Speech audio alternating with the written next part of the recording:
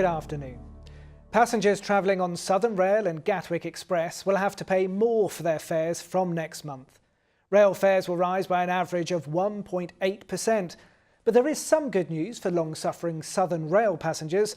Season ticket holders can now claim a refund for the disruption up to the equivalent of a month's fare. For some passengers, it will just seem really unfair. The service they've been receiving has been patchy over the last 12 months, and yet the prices keep going up. In other parts of the country, not quite so difficult, but commuters in London and the South East in particular have been having a pretty patchy time, to put it mildly. A lorry driver who was using Facebook seconds before he crashed and killed 2 people has been jailed for 6 years. Eon Carlin and Marion Altenew died in the pile-up on the M271 last December. 49-year-old Keith Mees admitting hitting 2 other lorries and a car.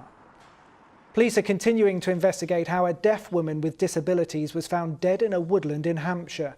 Police found the missing Christchurch woman Isabel Monroe in Barton-on-Sea. Her death is being treated as unexplained. The way our airspace is controlled needs to be modernised. That's according to aviation experts. They say the number of flights from UK airports, including Gatwick and Heathrow, is expected to grow by 50% by 2030. Air traffic controllers NATS, who are based in Swanwick, say changes are needed to cope with increased demand. By 2030, without modernisation, that number becomes 4 million. That leads to a minimum of 30 minutes delay for 25% of delayed flights. It undoubtedly leads to cancellations of flights. It's a bad news story for the aviation industry, but for the flying public as well. A cruise ship company is being made to pay over £30 million for dumping waste off the coast of England. Princess Cruise Lines, who has its UK headquarters in Southampton, admitted deliberately polluting the seas and trying to cover it up. The contaminated oil came from the Caribbean Princess in August 2013. And finally, Sussex astronaut Tim Peake has been honoured by the Queen at Windsor Castle today. The 44-year-old was given the Companion of the Order of St Michael and St George. Well, let's take a look at the weather now with Simon Parkin.